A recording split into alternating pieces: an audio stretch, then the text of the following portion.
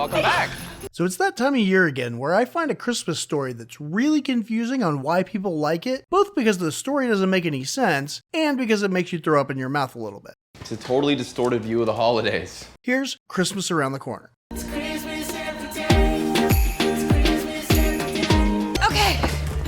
let's go. So we meet Claire, a New York venture capitalist that's launching an IPO on Black Friday for an online mani-pedi app. It doesn't really make any sense. How do you get your nails done online? No clue, which is probably why it tanks immediately. Just trust me, I do this for a living. She then gets drunk at work until her sister calls to console her. Then she later shows up to her apartment with an assembled Christmas tree because she knew there was no way in hell she decorated for Christmas the day after Thanksgiving, which should be the earliest anyone decorates. Period. Full stop. This is our resident critic, the Grinch. Her sister tells her that she needs a vacation, and she claims that she has a month of PTO to burn. And that's when she sees this finger painting her mom did of a bookstore in some town in Vermont. It's supposed to have an amazing Christmas festival going on all month, and her mom always promised to take her and her sister there when they were kids. But then she dropped dead and was never able to take them. How long she been gone? Since I was in college. Claire then drunkenly decides to rent the apartment above the bookstore, where you have to manage the store as part of the rent. Cheap piece of shit. And when she gets there, the taxi driver tells her that the Christmas festival was canceled because of a flood. And on top of that, everyone agreed not to celebrate Christmas this year. So because they're not going to have the festival, nobody's celebrating Christmas at all? I guess they're the go big or go home types. But it's kind of stupid for a tourist town that relies on its Christmas festival not to try to make money after a disaster, considering that the downtown where all the events happen wasn't damaged at all, and the town already has the decorations. I mean, how hard would that be? But she gets to the bookstore and immediately starts talking shit about it. It's not what I expected. It's a real shithole. Then Mrs. T, the owner's aunt, shows her to the apartment where she has it decorated against her nephew's wishes. See, Andrew doesn't like Christmas anymore and won't let her decorate, especially since none of the other stores are. He just likes to hide in his blacksmith shop and make things. My nephew is stubborn and proud, and he likes to do things his way. So after the long trip, she goes to take a shower, but the handle rips off. So she goes to Andrew's blacksmith shop to get him to fix it, and she's surprised to find him blacksmithing and thinks that he's all manly and sexy. He's not that hot. When he gets to the shower, he tells her that the plumbing's the reason that they shouldn't be renting the place, which makes sense considering the building was built in the 1800s, but then he says that he just redid the plumbing for the shower last month, so it's really because he sucks. Don't tell me what I can and can't do. The next morning, Mrs. T hasn't shown up for work yet, so Claire goes across the street to the bakery. The owner doesn't even know the names of the cookies she makes, and Claire's surprised that they don't have an espresso maker. She also gets the "who's that bitch" treatment from all the locals, which Mrs. T explains that people from Vermont don't like outsiders, especially New Yorkers. So maybe don't dress up to go grab a bagel next time. Fascinating choice of shoes. Inside, Claire finds out that Andrew lost his Christmas spirit, and apparently is really depressed. His parents were the ones that always decorated for the holidays, and since they died, he hasn't felt up to it since. So when he shows up and she asks him to help decorate, he tells her to fuck off. Probably didn't help that she swept a bunch of dust in his face right before she asked. Did I make a mess of everything? At closing, Claire asks Mrs. T for a key, since she'll be opening and closing for a month, and she tells her to get it from Andrew.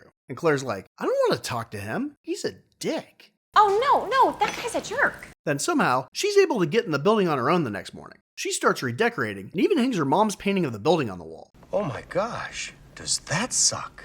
And then after her shift is when she decides to go ask Andrew for a key. She sneaks into the shop to discover him hard at work making jingle bells. So the guy with no Christmas spirit spends his free time making jingle bells. Yeah, it's apparently his hobby. And Claire says that he should sell them at the bookstore for Christmas. He says that no one would buy them, and then says that he used to sell them at the bookstore. Oh. And once he puts her key on a jingle bell for her, she takes a picture of it, and he freaks out. No, absolutely not. She wants to post it on social media, and he says that they don't need her to advertise. I guess he doesn't realize that most of her followers are probably in New York, and will probably only fake give a shit about her Jingle Bell keychain, let alone drive to Vermont and shop at his bookstore. That's not silly. But he really loses his shit when she has some more suggestions to get locals to shop there. They agree on doing a late night open house, but only advertise for 2 days, so nobody shows up. You really blew it big time. She got a bunch of food to cater to the event, so Andrew suggests that they donate it to the church. So they go and find out it's the one place that's still decorated for Christmas.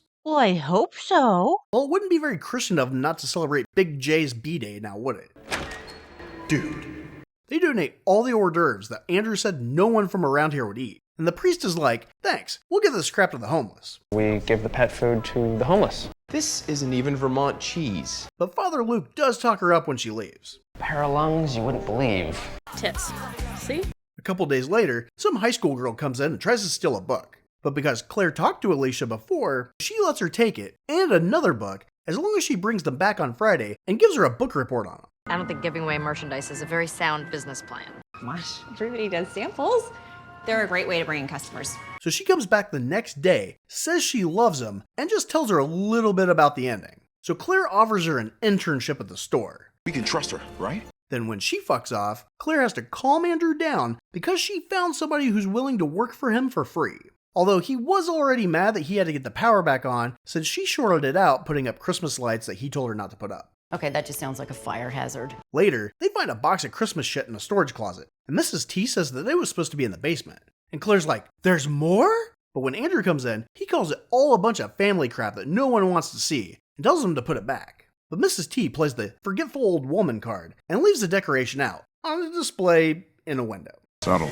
Andrew sees this, but gets distracted when some old broad wants to buy his jingle bells. She's also giddy about being able to meet the guy who made them. You're famous! Later that week, Claire goes to the Chamber of Commerce meeting to try to negotiate with them just doing a little decorating by asking them to do one late night shopping event and putting up luminarias for a week. I'm sorry, Luma what? They're paper bags with sand and a candle in them. Literally the lowest effort decoration they could do. I mean, how hard would that be? But the dickhead in charge calls the meeting and fucks off. But it seems like the residents agree with her, and the bakery chick might have a crush on her now. After that performance, I want to be a friend. She even decorated her shop and says that she can't keep the red and green cookies Claire suggested in stock, even though she just saw them on her way out. Liar! But Andrew might have a crush too, and he gets more convinced to decorate. And as they have fun doing it, Mrs. T's like, they're so gonna fuck. Why doesn't he just want to have sex with me? Andrew even agrees to let them do a book reading, but Alicia starts a fire in the fireplace that apparently doesn't fireplace properly, and they smoke everyone out of the building. Probably why somebody put a bookshelf in front of it. Well, that's a fire hazard. But because they have ash on them, Andrew takes Claire to his shop where he has Uber soap. She says it's working great, so he tells her it's not, and he needs to wash her hands for her.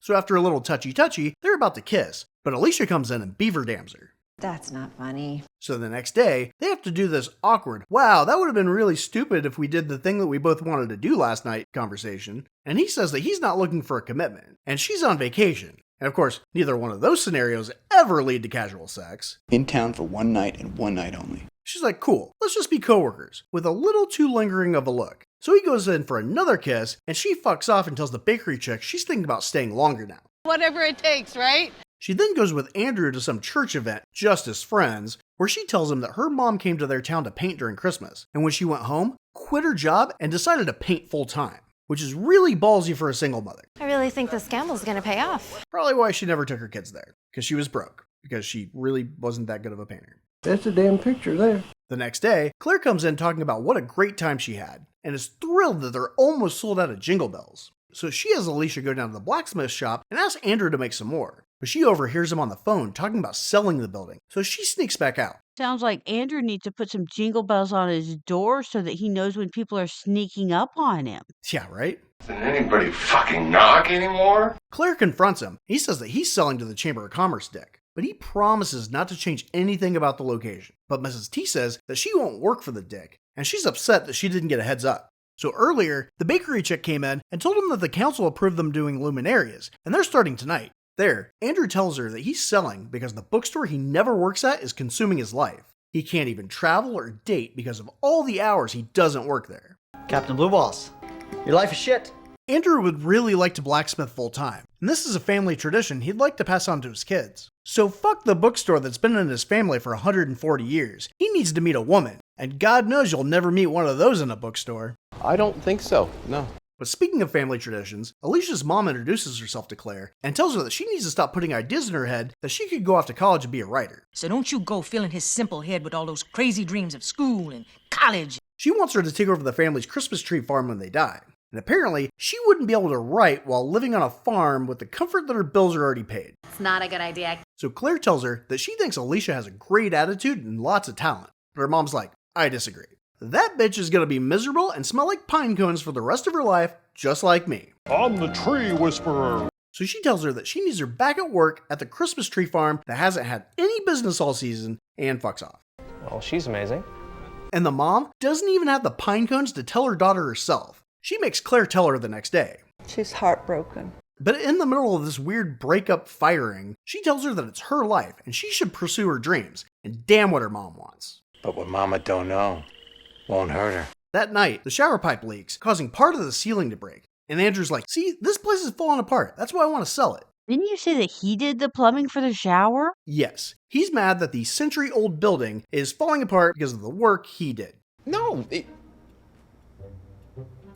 But now they're talking about not opening the bookstore on Midnight Madness because a little drywall came down in the back corner of the building. A problem that, mind you, could be patched up in like 20 minutes. There's never enough time. The next morning, as Claire's telling Mrs. T she might go home early, a bunch of women show up to help them clean up the mess that pretty much was already taken care of. So she's like, okay, I'll stay.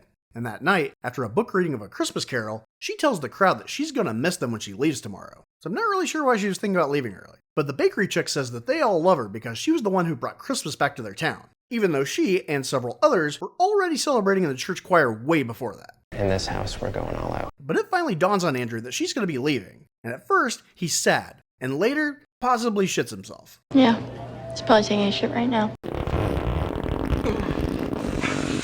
And remember, this is over a girl he hasn't even kissed. You can pass off 2 dates without a kiss as old-fashioned. You go 3 and you're a homo. The next day, instead of packing, she runs errands for the bookstore and ends up at the Chamber of Commerce. When the dickhead who's buying the store steps out, Claire sees some blueprints that show he has plans of renovating the building into apartments. So she rushes off to find Andrew in his shop making jingle bells and tells him what she found. He says he doesn't believe her and still wants to sell. So she tells him that during her stay, she learned that family traditions are important. Is that why she told the one chick to tell her mom to go to hell, then ditch her ass so she could go right? Well, that's different because she's being used for free labor. So totally different than when Claire gave her an unpaid internship. Shut up. She was getting paid in experience. It's too great an opportunity to pass. Anyway, Andrew asks why she gives a shit about what happens to the plays, and she says she doesn't. She gives a shit about what happens to him. Really? Yes. And he's like, I don't understand how I could be with somebody who wants to run my bookstore, knowing that I can't date or pursue my dream of making jingle bells full time because I have to run the bookstore. Right.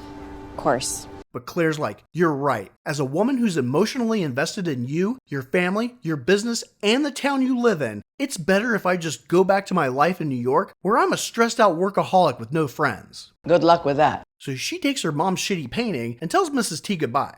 It's crap. Lose it. I don't want it on the wall. Then she gives her a goodbye note to give to Alicia so she won't think she left without saying goodbye, which is exactly what she's doing. Yeah, but then I couldn't hear you whine and complain about it. Then she gets into a cab as Andrew's walking up, and they attempt to avoid eye contact. But he knows he really fucked up when the gay priest gives him shit. You don't deserve a penis. So he toils away making jingle bells to take his mind off her, but he still has to pack up the bookstore for the big sale.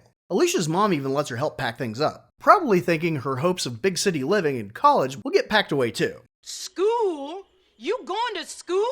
Ah! But the old broad that bought the jingle bells shows up asking for Claire. She talks about how much she liked her and how she thought she was part of the family. Then Andrew sees how much Alicia likes working there, and that makes him feel even more like shit. So he goes back to his shop, and Stress makes jingle bells. But Mrs. T finds an old guest book and finds the page Claire's mom signed, and texts her a picture of it. Then when Claire shows her sister, she realizes that she wants to give up her life in New York and go run a failing bookstore in a small Vermont tourist town. Well, can you please just check with me first? So even though she's hosting Christmas Eve at her place, she bails on her actual family to go tell Andrew not to sell and that she loves him. So much for learning how important family traditions are. You have your family, and I always feel like a third wheel. I need to find my own family and start my own traditions. So now she's gonna quit her job, assuming she's not already gonna get fired for that little Black Friday kerfuffle, and move 300 plus miles away to live with a man she's just now kissing for the first time. I mean, she doesn't even know if he has an acceptable sized penis. Oh, I don't know. I'm gonna have to check. Shall we? We shall. No, that's okay. Great. I think I might go back. I can't do it. That would be impossible. You know, there was a little voice in my head that kept saying, subscribe. Why didn't I just listen to my instincts? Move it or lose it, right? Should be safe. Yeah, but why not? Consider yourself invited. Have an open mind here, okay? We're all gonna be better off for this, right? I'm sorry, do you make these? Yeah, it's my hobby. You know your stuff. Well, until the next disaster.